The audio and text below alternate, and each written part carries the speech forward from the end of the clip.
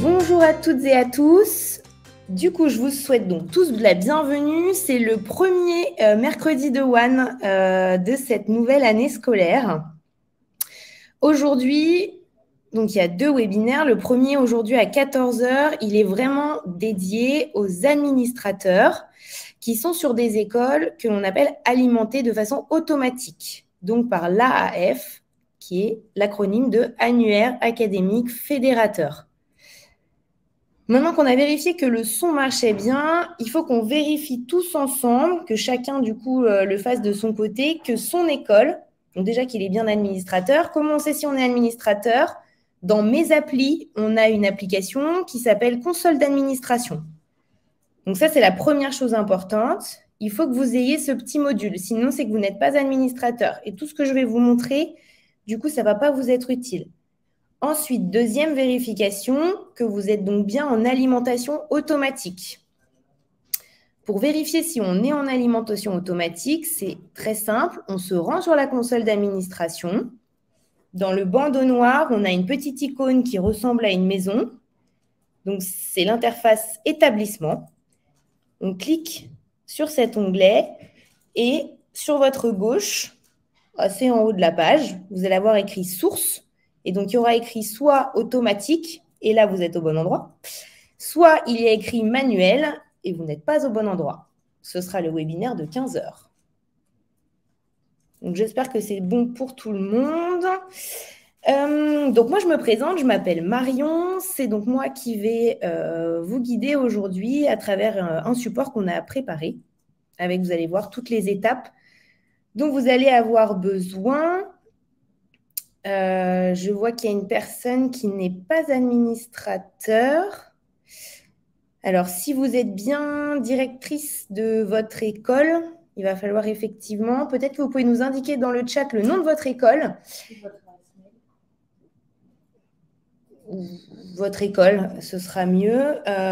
Vous êtes bien directrice. Et là, je suis accompagnée aujourd'hui de Capucine qui va vous répondre tout au long du webinaire dans le chat. Alors, le mieux, c'est quand même d'utiliser l'onglet « Questions » qui est juste à côté du chat. Comme ça, on peut aussi répondre aux questions à l'oral. Le chat, c'est bien pour toutes les questions un peu de logistique. Problème de son, problème de droit administrateur, etc. Alors, ok. On se retrouve à 15 h, Madame Barroquet. Ce sera mon collègue Richard qui anime le webinaire. Mais effectivement, si vous êtes en alimentation manuelle, il vaut mieux venir à 15 h. 15h30, pardon. On va essayer de vous envoyer le lien. J'ai toute une équipe avec moi. On va vous envoyer le lien d'inscription pour le webinaire de 15h30. C'est Madame Barroquet. Alors, sans plus attendre, on démarre parce qu'on n'a que 45 minutes ensemble et on a pas mal de petites choses et j'aimerais surtout que vous puissiez poser vos questions. Du coup, c'est parti. Alors, les différentes sources d'alimentation. Ça, on vient de le voir ensemble. Donc, lorsque vous êtes sur l'onglet établissement, que vous avez bien vu que vous êtes en alimentation automatique, là, vous n'avez pas d'import à faire. En fait, vous n'avez pas grand-chose à faire sur la console d'administration. On va voir ensemble les quelques étapes que vous aurez à réaliser. En tout cas, le chargement des comptes de vos utilisateurs. Donc, vos utilisateurs, ça va être les enseignants de l'école, éventuellement les personnels, mais surtout les élèves et les parents. Donc, tous ces profils, ils sont créés pour les nouveaux et ils sont mis à jour pour ceux qui existaient déjà si jamais vous êtes dans une configuration de changement d'année scolaire. Tout ça va se mettre à jour grâce à l'annuaire académique fédérateur. L'annuaire académique fédérateur, il puise toutes ces informations dans votre base onde.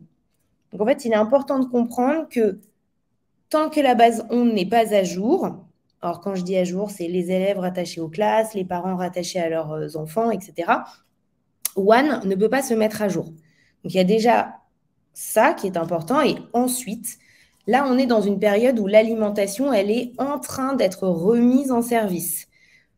Donc, pour vous donner un tout petit peu plus de détails, en fait, ces annuaires académiques fédérateurs, ils nous sont envoyés, nous, WAN, par vos académies.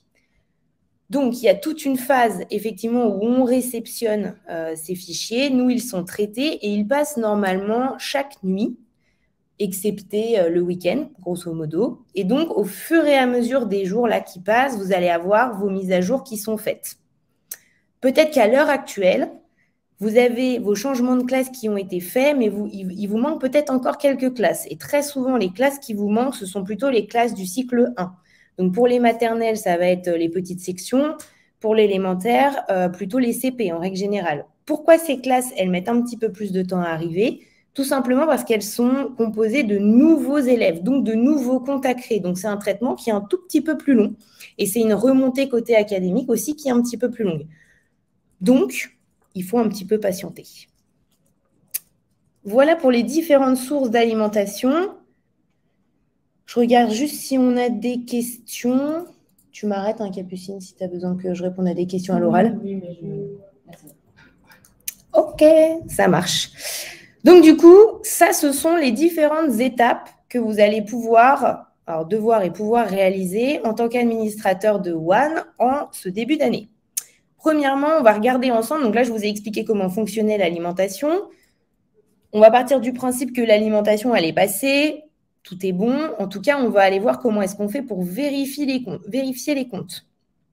Ensuite, on va regarder ensemble comment est-ce qu'on peut créer un fil d'actualité. Après, on va regarder ensemble comment est-ce qu'on peut contacter l'assistance. Ça, c'est important. Et pour finir, comment est-ce qu'on distribue les comptes des utilisateurs? Tac. Alors, première chose, l'accès à la console d'administration. Donc ça, je vous en ai parlé juste avant. Donc, c'est l'icône que vous voyez là sur la slide en violette avec les petites roues crantées. Ça, c'est la console d'administration. Si jamais vous n'avez pas ce module, il faut nous prévenir et nous, on peut là en live vous ajouter les droits. En tout cas, si vous avez bien ce module, je vous invite à vous y rendre. Donc, en fait, là, c'est l'interface qui va vous permettre de paramétrer énormément de choses sur votre école au niveau de l'ENT.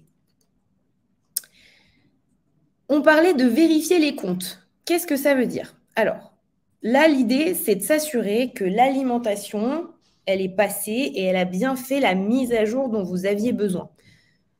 En règle générale, la mise à jour la plus importante, ça va être le changement de classe. Donc, faire passer les élèves qui étaient en CP en CE1, etc., etc. Ensuite, on va aller vérifier si les nouveaux comptes ont bien été créés. Donc, du coup, vous voyez là sur la copie d'écran que vous trouvez dans l'onglet que l'on appelle gestion des utilisateurs. Donc, c'est le petit bonhomme qui est tout seul en haut dans le bandeau noir. Ensuite, vous allez vous retrouver face à votre base de données ENT. Vous allez retrouver ici tous vos utilisateurs. On a un très bon système de filtre, parce que là, vous voyez, sur l'exemple, on est à 419 utilisateurs, donc ça fait quand même beaucoup de comptes. Ce qui est intéressant, c'est de pouvoir justement filtrer. Donc, vous allez avoir différents filtres que vous pouvez utiliser. Déjà, le filtre source, il est intéressant puisqu'il va pouvoir vous donner tous les comptes qui sont créés avec une source automatique, donc cette fameuse AAF. Donc, vous pouvez commencer par ouvrir cet onglet source, sélectionner l'alimentation AAF 1D, et là, vous allez voir tous les comptes qui sont sur votre école, donc sur le NT1, et qui sont alimentés de façon automatique par l'AAF. Ça va vous permettre d'être certain d'avoir bien une alimentation sur votre école. Ensuite, ce que vous pouvez faire, c'est aller dans l'onglet Activation. Et là, vous allez voir, donc vous aurez le choix entre les comptes activés et non activés. Et du coup, vous pouvez regarder sur les comptes non activés si vous reconnaissez les nouveaux élèves et les nouveaux parents. Sur la slide, on attire votre attention sur le rattachement des enseignants à leur classe. Là, je vous parlais juste avant des vérifications, donc être sûr que les élèves sont dans les bonnes classes. On va regarder après ensemble comment est-ce qu'on vérifie ça sur une fiche utilisateur. Sachez quand même bien une chose importante, c'est que l'alimentation automatique ne fait pas le rattachement des enseignants à leur classe.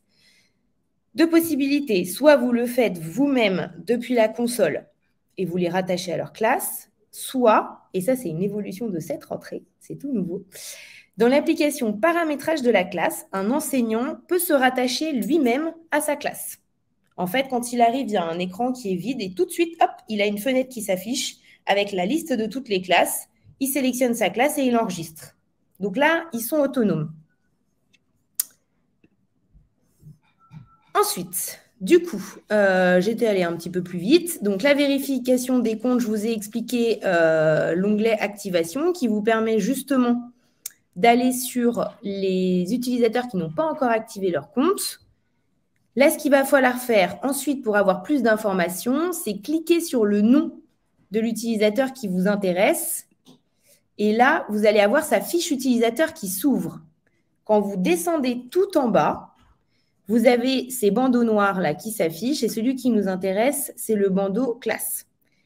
Normalement, si l'alimentation est passée et que tout est à jour dorénavant, vous allez avoir le nom de la classe qui s'affiche à cet endroit-là. Donc, vous n'aurez pas à ajouter la classe. Ajouter la classe, vous allez pouvoir le faire pour les enseignants et devoir le faire. Mais encore une fois, ils peuvent le faire eux-mêmes dans l'application paramétrage de la classe. Est-ce que c'est bien clair sur la vérification des comptes? Est-ce qu'on a des questions auxquelles on n'a pas pu répondre? Ça a l'air d'aller. Ok, n'hésitez pas, hein, vraiment, on est là pour ça. Donc, une fois que vos comptes auront été chargés, que les utilisateurs seront placés dans les bonnes classes, etc., vous allez peut-être avoir quelques doublons. Et les doublons, c'est important de s'en occuper puisque un utilisateur qui est identifié comme doublon dans la plateforme, il ne peut pas se connecter en fait. Donc, il va avoir un message d'erreur au moment où il essaye de se connecter qui lui dit, c'est assez explicite, hein, votre compte a été reconnu comme doublon, veuillez contacter votre établissement. Donc là, vous allez certainement avoir des parents d'élèves qui vont venir vous voir pour vous expliquer qu'ils n'arrivent pas à se connecter parce que leur compte est en doublon. Heureusement, vous êtes autonome pour gérer ces fameux doublons. Où est-ce que je vais retrouver mes doublons? Du coup, soit les actions rapides dans le menu principal de la console, soit lorsque vous êtes dans le menu des utilisateurs, donc là où on était juste avant, je vous remontre, dans les filtres. Là, vous voyez, il y a un filtre doublon. Ça permet de voir très rapidement tous les utilisateurs qui sont identifiés comme doublons dans votre école. Donc, une fois que j'ai trouvé mes doublons, en général, vous en avez, je ne sais pas, entre 5 et 10. Si vous avez 200 doublons, c'est peut-être qu'il y a eu un souci. Là, on en parlera juste après, il vaut mieux contacter l'assistance. Mais en règle générale, voilà, on va avoir entre 5 et 10 doublons sur l'école. Les doublons, c'est simplement des homonymes ou alors un compte qui a été recréé pour un parent dans votre école déjà présent. Et dans ce cas-là, ben, voilà, il le reconnaît, donc c'est pareil, c'est un homonyme, il le reconnaît comme doublon. Donc, pour gérer un doublon, vous cliquez donc là, comme ici, sur l'utilisateur. Vous allez avoir à droite, c'est toujours le même système, hein. À droite, il y a la fiche de l'utilisateur qui s'affiche. Et en haut, vous allez voir un gros bandeau rouge, très visible, qui vous resignale bien que l'utilisateur, il est en doublon. Il vous suffit donc de cliquer sur « Gérer les doublons ». Et là, vous allez arriver tout en bas de la fiche de l'utilisateur, dans un des bandeaux noirs qu'on a vu tout à l'heure, en dessous de classe notamment. Et ensuite, on va vous proposer 3 alternatives. Soit de dissocier les deux comptes, soit de les fusionner, soit de les comparer. Dans certains cas, vous n'allez avoir qu'une seule option, qui est de dissocier les comptes. Pourquoi? Tout simplement, si un utilisateur, donc un parent d'élève, on va prendre des exemples plus concrets, un parent d'élève a effectivement un homonyme sur votre école ou sur des écoles que vous administrez. Je ne sais pas si aujourd'hui on a des ERUN avec nous, mais en tout cas, sur des écoles pour lesquelles vous avez des droits d'administration. À ce moment-là, on va vous donner la possibilité de les fusionner. Mais si jamais cet homonyme, ce fameux doublon, il n'est pas dans votre giron, donc ni dans votre école, ni dans votre circonscription, on ne vous donne pas la possibilité de le fusionner, c'est normal. On va vous donner uniquement la possibilité de dissocier. Petite mise en garde. Avant de fusionner des comptes, je vous invite à cliquer sur le bouton « Comparer ». parfois, on a des homonymes, mais ce ne sont vraiment pas les mêmes personnes. Donc, il est important de ne pas fusionner les comptes. Donc, du coup, quand vous allez cliquer sur « Comparer », vous allez avoir une petite fenêtre qui s'ouvre et qui va vous donner les informations des deux comptes en question. Donc là, il va falloir comparer le nom, le prénom, l'adresse email, éventuellement la date de naissance, les écoles auxquelles elles sont rattachées. Si vous avez un parent d'élève, vous vous trouvez dans le nord de la France et vous avez un homonyme à Marseille, il y a de grandes chances pour que ce ne soient pas les mêmes personnes. Donc là, vous pouvez les dissocier. Si jamais vous avez un doute, vous contactez votre ERUN ou bien l'assistance. Est-ce que ça va pour la gestion des doublons? Ouais. Ça va, Capucine? Ok, on continue. Donc là, vous voyez, on a quasiment terminé les actions que vous avez à faire en console. Ce n'était pas grand-chose. Donc, on vérifie bien si l'alimentation est passée, on vérifie ses comptes, on vérifie si les utilisateurs sont dans les bonnes classes, si les parents sont bien rattachés à leurs enfants. On gère ses doublons. Et là, en fait, l'ENT, il est utilisable complètement. On verra à la fin comment est-ce qu'on distribue les comptes à tout le monde. Mais du coup, maintenant que votre ENT, il est paramétré, ce qui est bien, c'est de faire une première action de communication. Et rien de tel que l'application Actualité. Donc, l'application Actualité, vous allez la retrouver dans l'onglet Mes applis. L'onglet Mes applis, c'est un des boutons orange que vous avez en haut à droite de votre écran. Ce sont des boutons qui ne bougent pas, peu importe où vous naviguez, à part quand vous êtes dans la console, pardon. Donc là, il faut revenir en arrière, sortir de la console et bien revenir à One, votre interface principale, et vous rendre dans Mes applis. L'application Actualité, elle vous permet de créer des fils d'actualité et ensuite de partager ces fils à certaines personnes et surtout, à l'intérieur, de partager différentes actualités. Ça pourrait… Alors souvent, on nous demande quelle est la différence entre actualité et blog. Blog, lorsque vous partagez un blog à un groupe d'utilisateurs, tout ce que vous publiez à l'intérieur sera visible. Actualité, en revanche, vous pouvez partager un fil à, par exemple, tous les parents de l'école, mais faire une actualité spécifique pour les parents d'une classe en particulier. Et après, du coup, vous pouvez vraiment, à l'intérieur de votre fil, différencier votre communication. Autre différence, dans l'application Actualité, on peut rédiger en amont ces actualités et prévoir une date de publication. Donc, du coup, comment est-ce qu'on peut créer un fil d'actualité? Déjà, il faut savoir que les fils d'actualité ne peuvent être créés que par des administrateurs. C'est pour ça qu'on en parle aujourd'hui. En revanche, vous pouvez ensuite partager ce fil en contribution à d'autres profils ou à des enseignants, ou enfin, en tout cas, à des gens qui ne sont pas administrateurs. Donc, pour créer votre fil d'actualité, vous allez vous rendre donc dans l'application Actualité. Et alors soit vous démarrez sur One et vous n'aurez aucun fil, mais vous aurez bien l'onglet Gérer les fils, soit vous avez déjà peut-être utilisé l'application, vous avez des fils enregistrés, et là, vous allez avoir aussi le bouton Gérer les fils juste en bas. Donc, je vous invite à rentrer ici, donc dans Gérer les fils. Ensuite, très simplement, en haut à droite, vous allez cliquer sur le bouton Nouveau fil. Et là, on va vous demander de choisir éventuellement une petite icône pour illustrer votre fil de nouveauté. Et surtout, vous allez lui donner un titre.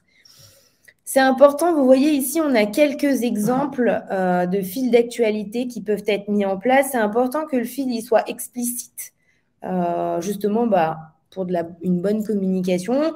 Donc là, on a quelques exemples. On a un fil d'actualité qui est dédié au périscolaire. Un autre à la vie de l'école, et il y a même un fil d'actualité sur cette école qui est maintenu par la ville dont fait partie l'école. En l'occurrence, une ville peut même diffuser un fil d'actualité à plusieurs écoles différentes en même temps. Là, ça vous intéresse moins, on est plus sur un niveau structure. En tout cas, il vous suffit donc de créer votre fil. Après, très important, vous allez retourner sur votre menu, puisque là, le fil, il est créé, mais il n'est visible que par vous. Et ça, c'est ce que je suis en train de vous raconter. C'est vraiment toujours valable pour n'importe quelle ressource que vous créez. La ressource, elle est créée. Il n'y a que vous qui la voyez. Vous allez cliquer sur le petit plus en haut à droite. Et là, il y a plusieurs boutons qui vont s'ouvrir en bas de votre écran, dont le bouton Partager. C'est important de partager le fil pour qu'il puisse être visible. Vous allez avoir plusieurs droits que vous pouvez donner sur ce fil. Donc, un droit de contribution, c'est-à-dire que les personnes que vous allez mettre en contribution vont pouvoir rédiger des actualités. Après, vous allez donner ou non le droit de publication. Vous pouvez très bien décider de donner le droit de contribution au groupe de parents d'élèves, délégués des parents d'élèves, par exemple. Mais vous ne leur donnez pas forcément le droit de publication. Comme ça, quand ils rédigent une actualité, c'est d'abord soumis à validation. Il n'y a que vous qui pourrez publier. Et pour finir, vous pouvez donner aussi des droits de gestion. Attention, les droits de gestion, ce sont les droits ultimes, c'est-à-dire que la personne qui a les droits de gestion, elle peut, entre autres, supprimer le fil. Donc, petite vigilance sur le droit de gestion. Alors, Marion, oui. Est-ce que tu peux réexpliquer où est le plus? Alors, le plus, il est, vous voyez là, quand il y a écrit actualité, ici en haut à gauche, toujours vous avez ce bouton, ça vous permet de revenir au menu quand vous avez fini de créer votre fil. Vous cliquez dessus et vous allez retrouver du coup le menu d'actualité. Et là, vous allez voir, enfin en tout cas la gestion des fils. Et du coup, vous allez retrouver les fils que vous avez créés. Et sur la petite vignette, vous avez le plus. Je suis désolée, j'ai un problème de partage d'écran aujourd'hui. Normalement, je vous montre ça en live. Ça aurait été beaucoup plus pratique. Mais je ne peux que vous partager mon support. Tu peux essayer de partager, ouais, si tu y arrives.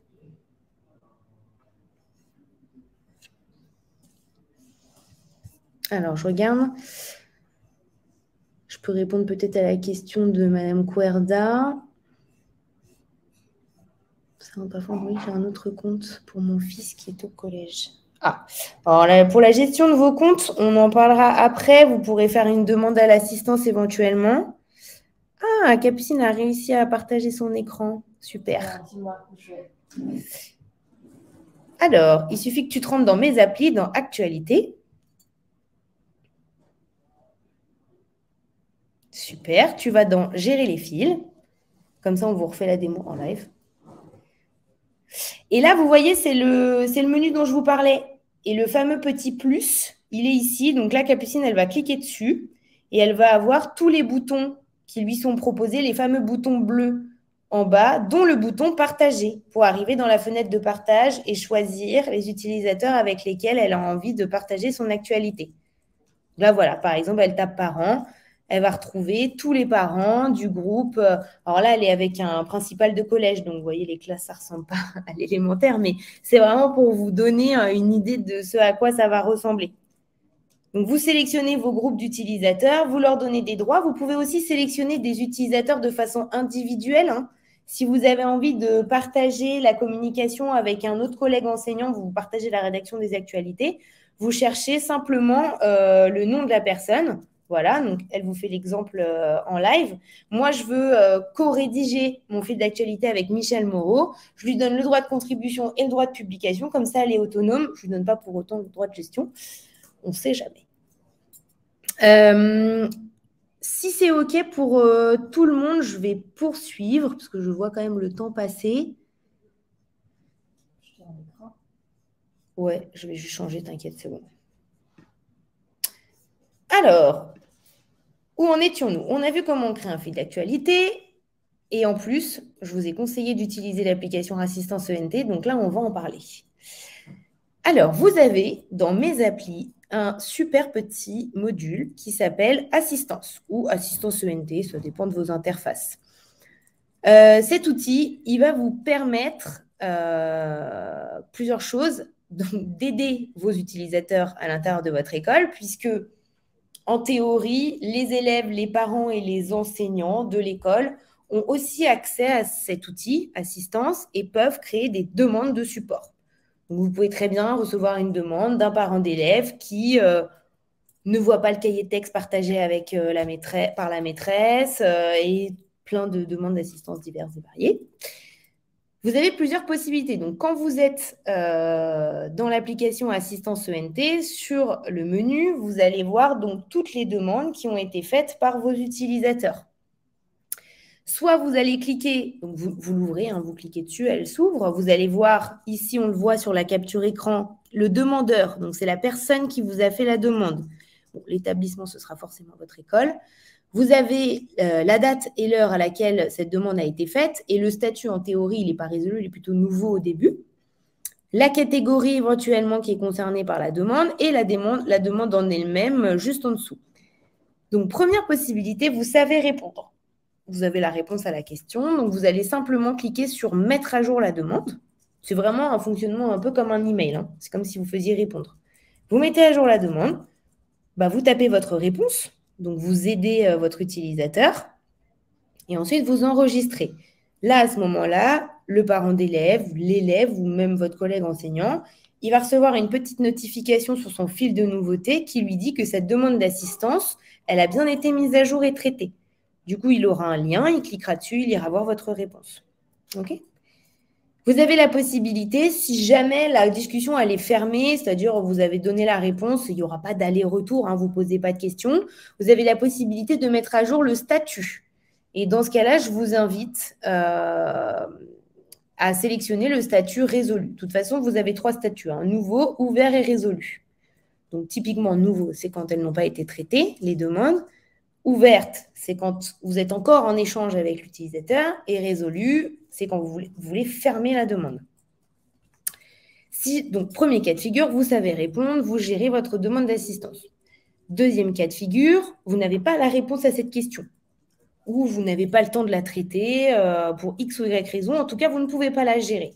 Vous avez, en tant qu'administrateur, un autre bouton, un bouton magique, qui s'appelle « Transmettre la demande au support ». Et là, quand vous cliquez sur ce bouton, la demande est directement envoyée à l'équipe support assistance de One, dans laquelle je travaille, entre autres.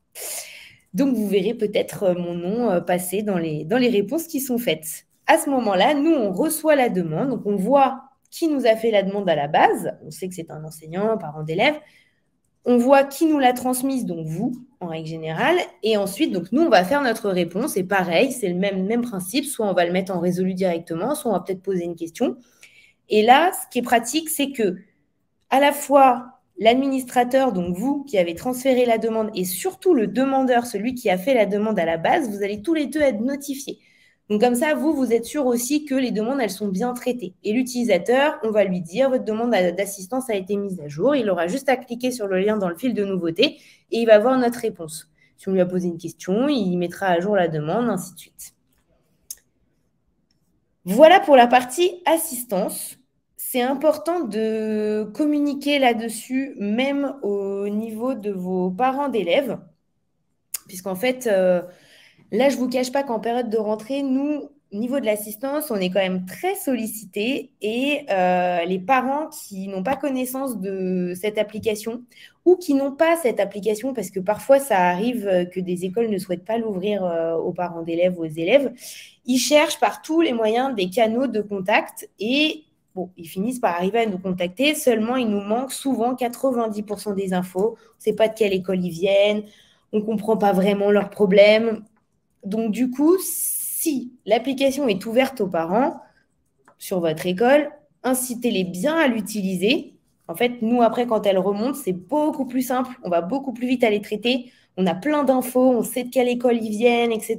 On peut directement aller en console. Soit si vous avez décidé de ne pas ouvrir l'application assistance sur l'ENT, pour X ou Y raison, invitez-les bien à venir vous voir, vous collectez les demandes d'assistance et transmettez-les nous via ce module. Est-ce qu'on a des questions sur l'assistance? Ou c'est bon? C'est bon, c'est clair? Ok. Étape 4. Très importante étape. Donc là, on a mis en route l'ENT globalement, hein, et vous savez comment demander de l'aide si besoin. On va voir comment lancer l'ENT, puisque là, pour l'instant, c'est un peu dans une bulle. Il va falloir penser à distribuer les comptes. Donc, si jamais vous utilisiez One l'année dernière, vos parents ont très certainement déjà des comptes. Ils gardent le même compte. Il n'y a pas de nouveaux comptes qui leur sont créés. Ils ont juste changé de classe en même temps que les élèves, puisque les parents suivent les comptes des élèves. Pour tous les nouveaux, ou si jamais vous êtes une nouvelle école utilisatrice de One, dans ce cas-là, il va falloir faire pour tout le monde. Ce qui est important, c'est de distribuer des comptes. Je crois savoir qu'en ce moment, vous avez beaucoup tous de réunions avec les parents d'élèves d'information. Donc, c'est peut-être le moment aussi de parler de l'ENT. Vous avez peut-être prévu de le faire. Et du coup, ça peut être aussi l'occasion de leur distribuer les comptes. C'est pour ça qu'on va voir ça ensemble aujourd'hui. Pour distribuer les comptes de façon massive, il faut que vous vous rendiez à nouveau dans la console d'administration. Donc, sur le bandeau noir, cette fois-ci, vous allez aller dans les 2 flèches inversées.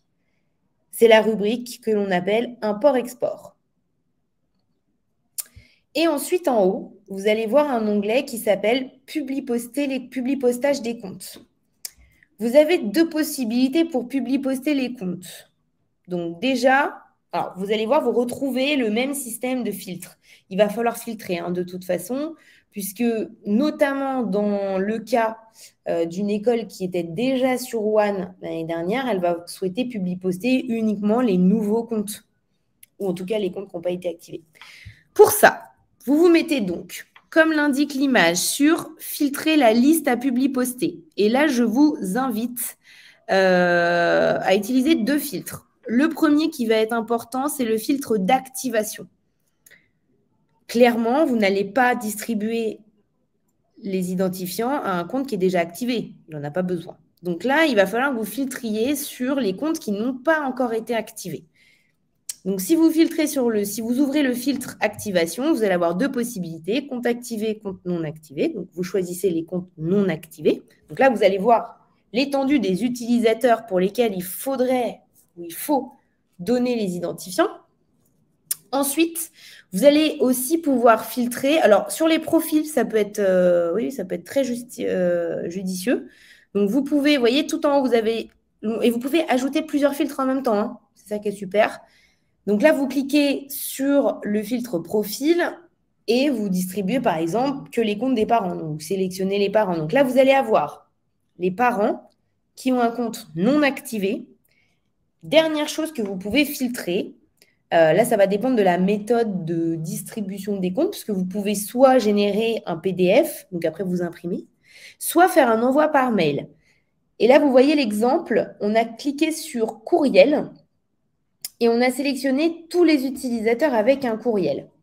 Il est très rare, honnêtement, à moins que votre base onde soit hyper complète, il est quand même assez rare que les comptes parents soient chargés avec une adresse mail déjà enregistrée dans le compte. Donc, quand vous allez cliquer sur « Utilisateur avec courriel », vous risquez de ne pas en avoir une grosse proportion. Mais bon, c'est toujours ça en moins à publi-poster et à imprimer. Donc, du coup, une fois que vous avez mis vos 3 filtres, profil parent, compte non activé, utilisateur avec courriel, vous fermez vos filtres.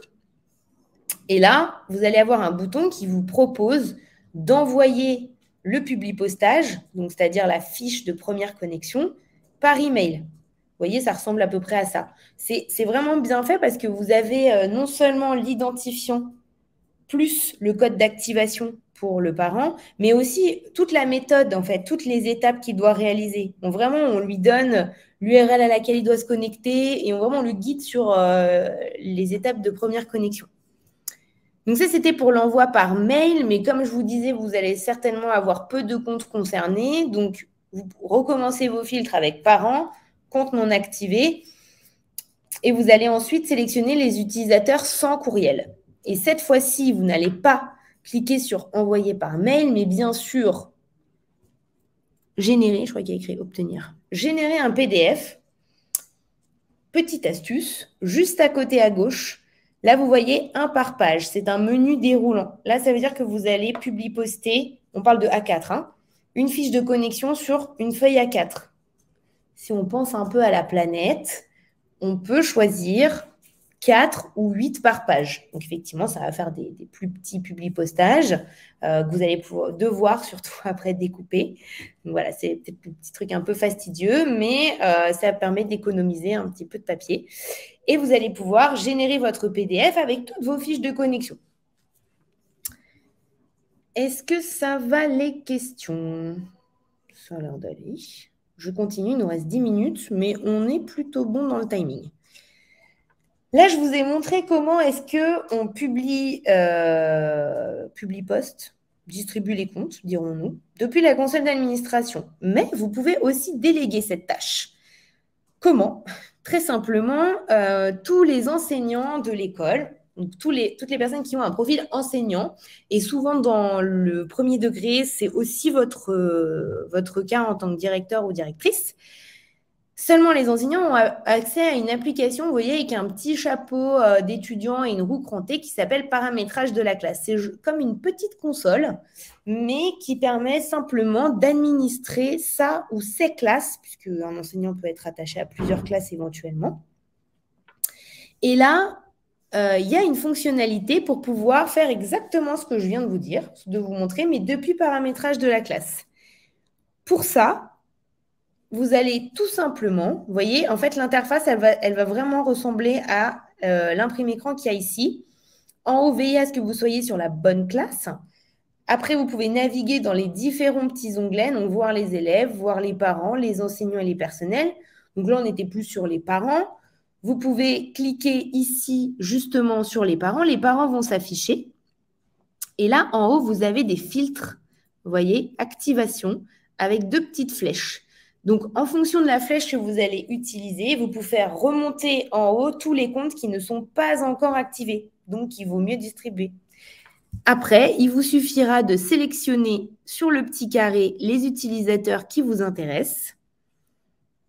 Et après, de cliquer sur « Créer les fiches de connexion ».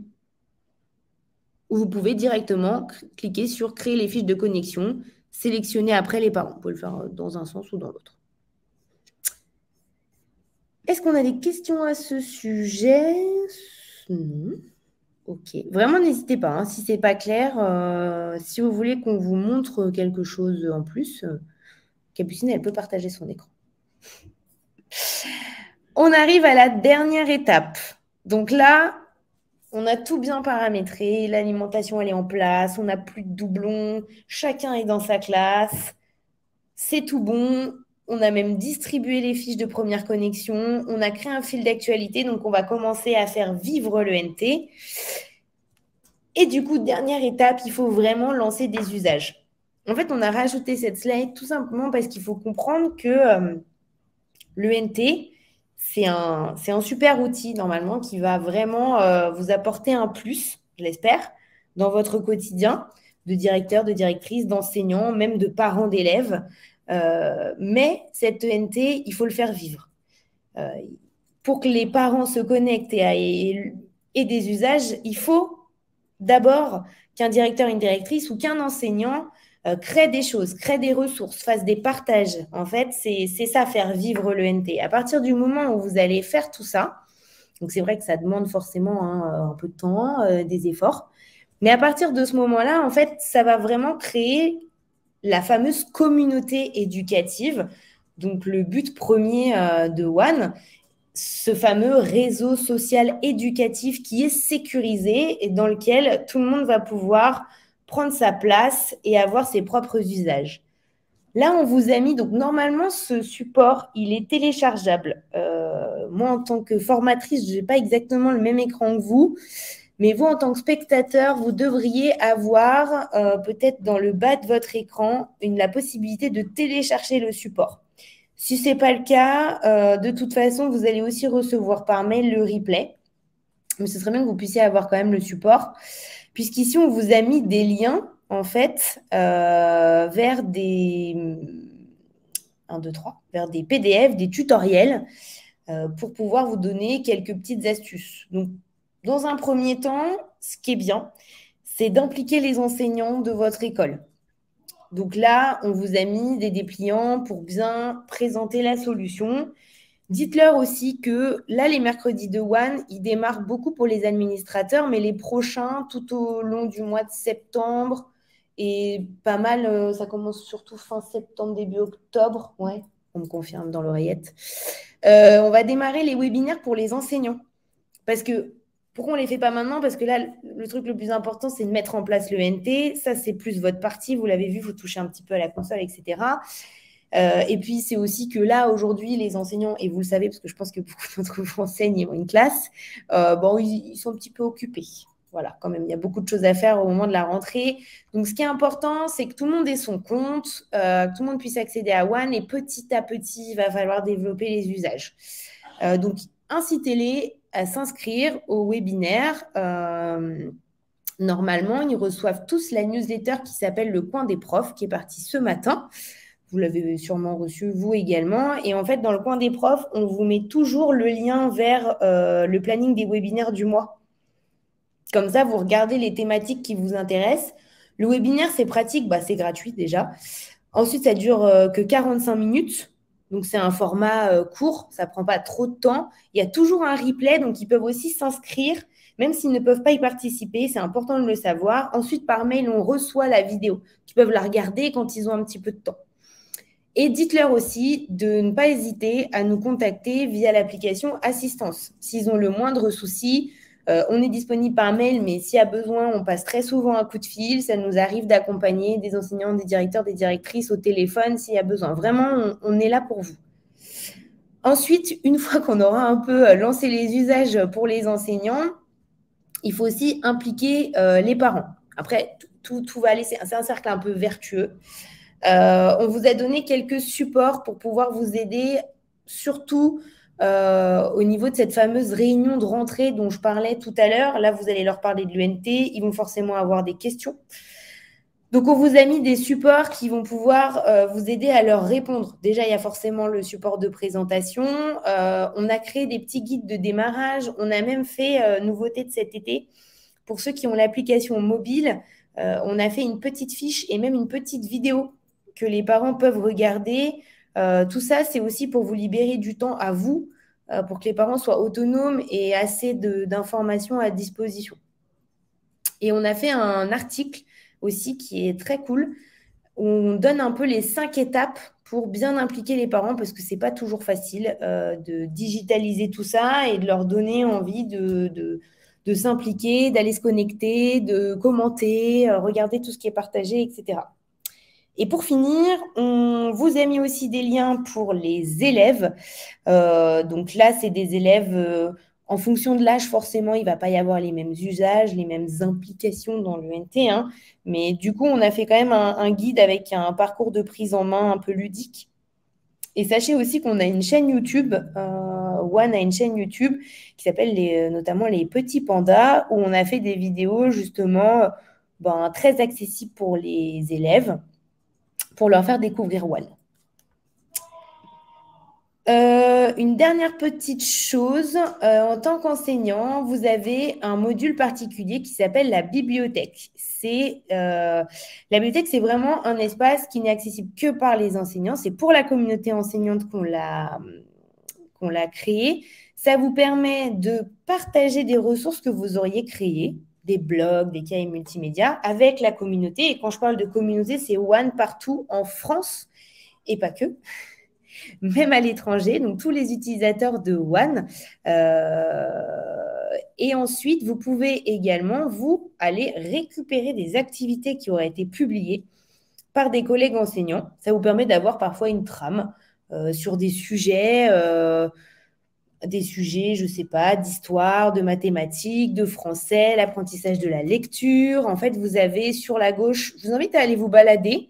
Vous avez toujours l'aide en ligne, je le rappelle, c'est le petit point d'interrogation en haut à droite qui va vous donner des indications sur comment utiliser le module sur lequel vous vous trouvez. Donc, la bibliothèque, on a la possibilité de filtrer sur des thématiques, filtrer sur des applications différentes en fonction de je veux faire une frise chronologique, je veux faire un wiki, je veux faire un blog, etc.